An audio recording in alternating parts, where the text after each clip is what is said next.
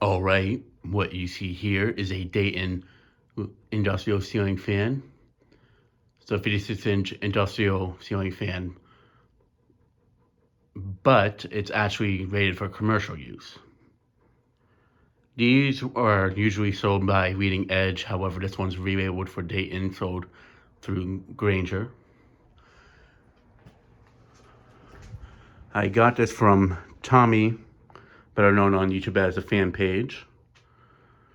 And I've been wanting to get one of these for a very long time, since these are major childhood fans for me, along with a lot of other collectors. But these fans do have a love-hate relation within the fan community due to the fact that despite these being good performing fans, they tend to fail pretty quickly.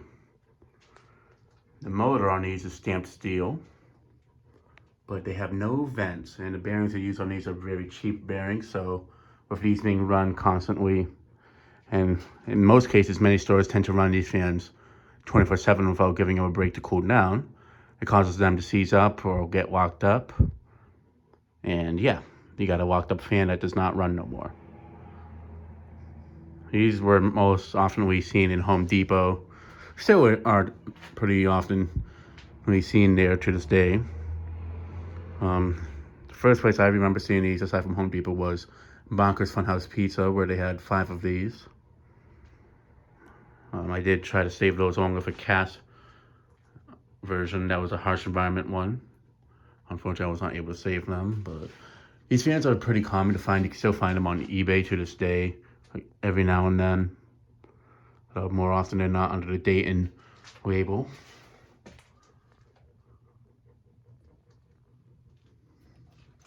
This one has the Dayton label on it, as you can see. Let me turn the light on so you can see it better. This fan is from the year 2007. So it's more recent, somewhat more of a recent one. But it was definitely not used that much, as you can tell. The motors, bearings are nice and smooth still, they're not noisy. A lot of people don't like them for the fact that they've replaced a lot of cooler fans over the years, which I can understand that. There's a lot of fans out there that I kind of have a resentment towards for that exact reason. But this is not one of them. I know the Home Depot, that's my childhood one. A few of the ones from my childhood have since stopped working and have been replaced by the newer version of the Daytons. These fans are still being made to this day. As of the time I'm filming this video, they're just not sold through the Granger anymore under the Dayton label. You can still buy these through Leading Edge, though. They're now called Q-Mark, I think, specifically these models. But they're a Leading Edge Marley product, and they'll just be labeled as Dayton for when they were sold through Granger. So they really are not a Dayton product. They're just something with the Dayton name slapped onto it. But yeah, the fan's in pretty good shape, so I was really glad to get this one from Tommy. This was one of the ones I got from the Fanimation trip last year that I was supposed to attend, but had to leave last minute the night before due to family emergency and such. But I'm glad I got this fan, because when I saw the video of it that he did a while back, I wanted to get it from him since it was in really good shape. And industrial fans in general aren't really that easy to get a hold of. And especially finding one that's used like this, that's not in bad shape, is pretty uncommon. The canopies are a tiny bit yellowed, but I've seen them a lot worse.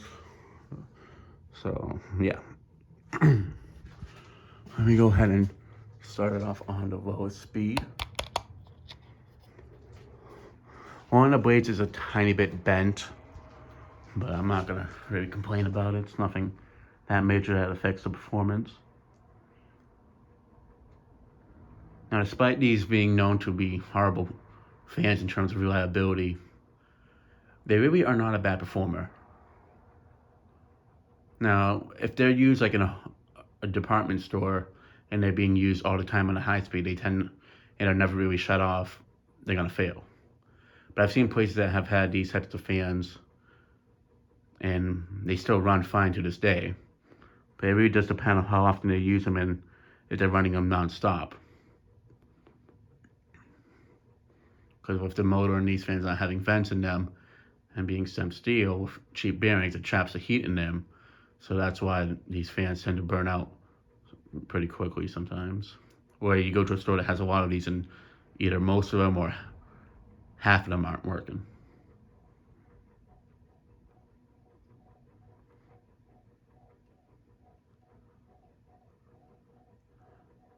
Now these are said to be on par with GoldLines or close to them, except they just don't hold up as well.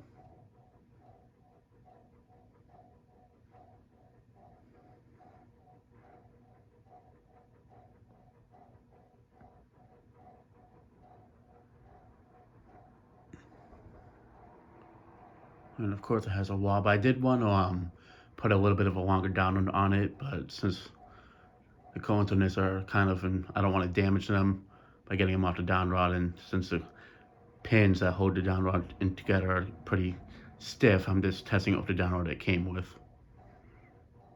Plus it's a bigger fan, so I figured maybe just keep it at the height it's at. It's almost as well as the other fans I've tested down here anyway, so their height difference won't be that different. At least. It's not a big difference at least.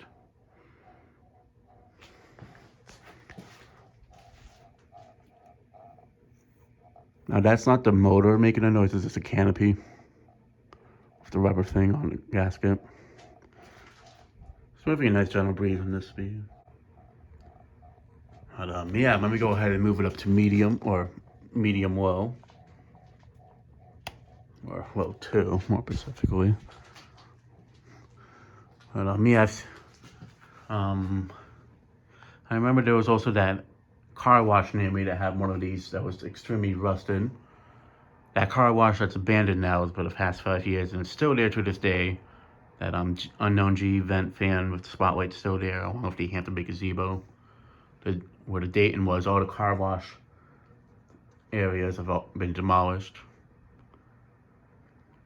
Even if I was able to get that Dayton, that thing was so locked up, it probably wouldn't have been worth restoring. But I think I would have just used it as a parts fan, maybe.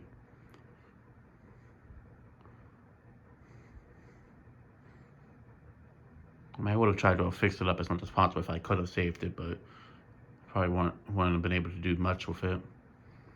I mean, ever since I was a kid, it was always rusted up, and since it was right next to the ocean, I can only imagine how bad it was. But I never did see it run, though, so I doubt it even worked anyways.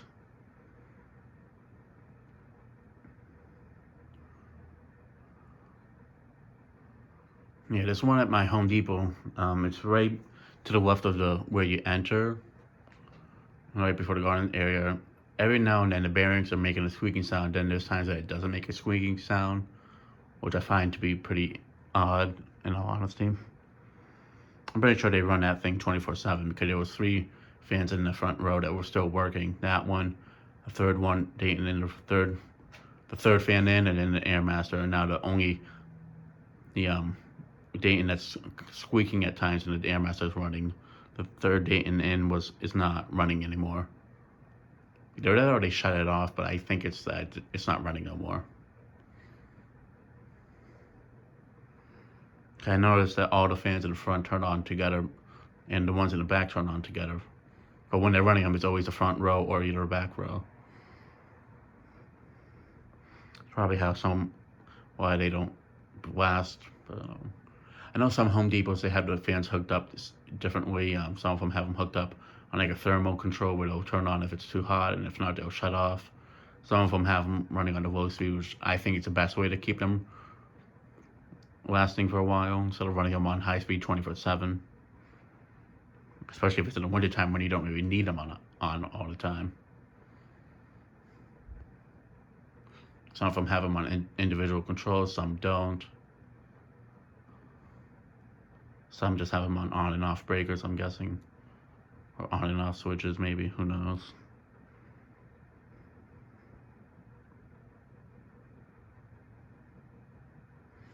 That's a good medium low speed. I mean, these are fans I can see being good for like laundromats, convenience stores, arcades, churches. There's a lot of places I can see these being in it. installed in, and that I have seen them installed in.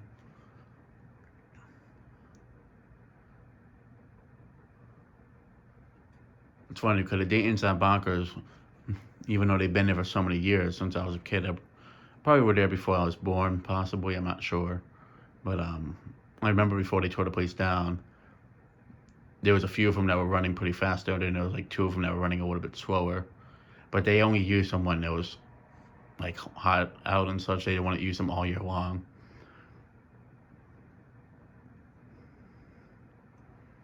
They didn't use them 24/7 like other places tend to use fans. All right, now for medium high.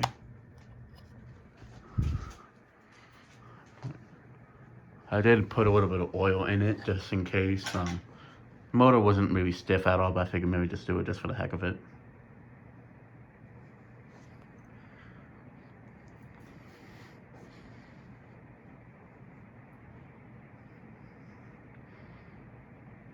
There's a lot of variants of these. There's this version, the 48-inch one, 36-inch one, the reversible version, and then they made these in black and brown.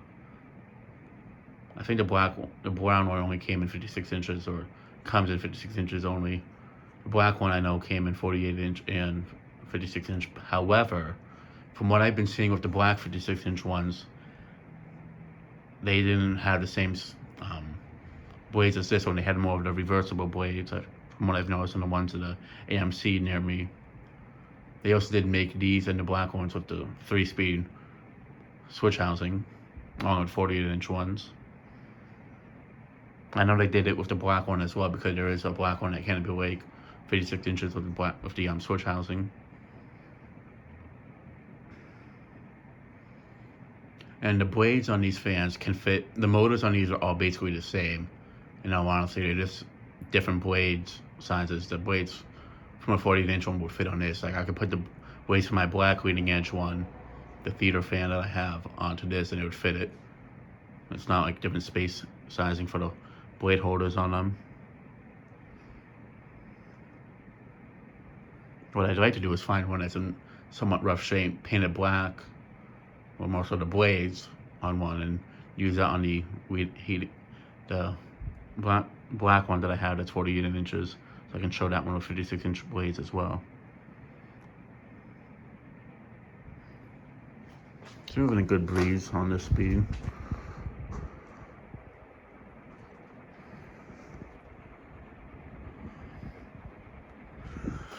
Alright, now to move up to the high speed.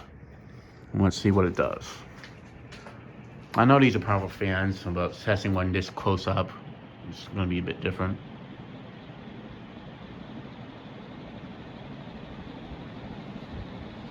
I mean, I've always felt a strong breeze from these fans out in the public, so I know they're a powerful fan.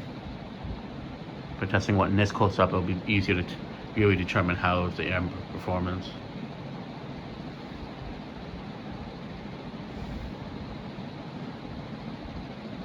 Alright, so now that it's caught up to speed, it's definitely not as fast as a KDK, but the blades on this fan are a bit heavier, so there is that. Now it's moving a great amount of air without a question. It's faster than the NuTone ProLine 2, not as fast as the ProLine 1s. But this one's also not new out of the box, but it's doing a good job. It's definitely performing very well. I mean, just because something goes fast doesn't mean it's not as powerful.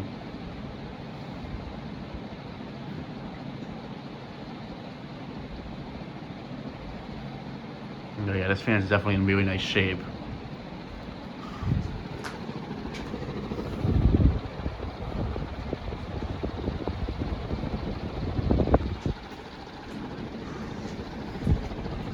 I mean, just from the distance itself, I'm feeling a very good breeze from it. It's definitely not GoldLine.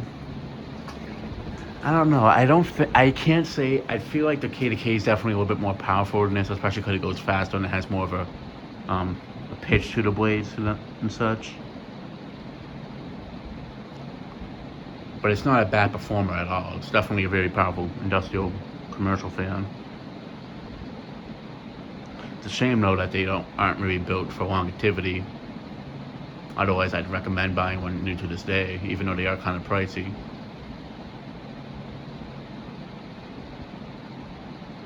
I definitely can say the later version of the Dayton fan that they sold throughout the 2010s era, after replacing this with that one, does not hold a candle to this. Those ones fail a lot quicker than these ones do.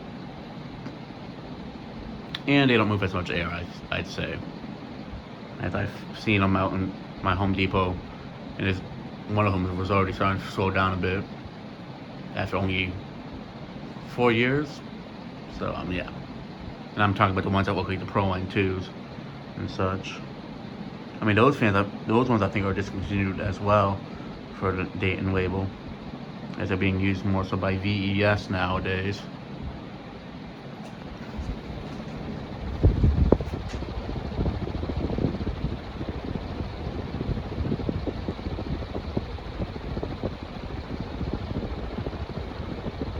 I will say it is kind of a quiet air mover for an industrial fan. It doesn't really have that much of a chopping sound to it.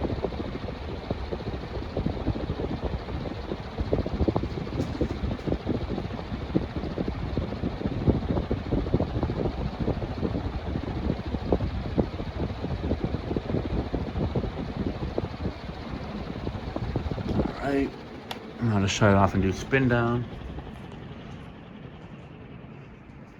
I'm not sure if it's gonna have a long spin down to it or not.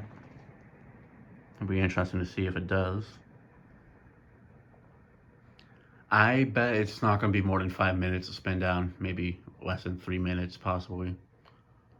Only because the motor, even though it spins nice and freely, it doesn't spin as freely as some of my other industrial fans I've tested, or that I haven't tested yet that I've spun by hand. But it could prove me wrong. I definitely can say it's not going to outlast a KDK in terms of spin down, because those things have a super long spin down. And the same thing with the GoldLine I've tested down here.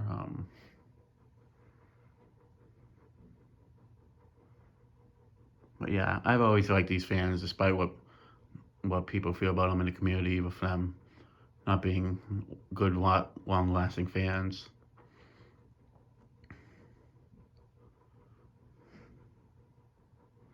Now, from what I do know, these are still called the High-Tech 2 back when they were sold by Leading Edge and Dayton. Because the black one that I got, it said High-Tech 2 for the model name.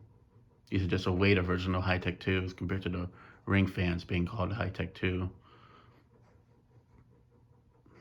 I remember when the ring fans, though, were sold, from what I heard, those were their commercial offering, and the cast motor ones were the industrial offerings. Whereas this one, I guess, is just a little bit of a combination of both, in a sense. But yeah, I'm definitely glad to have this. And no, I am not selling it.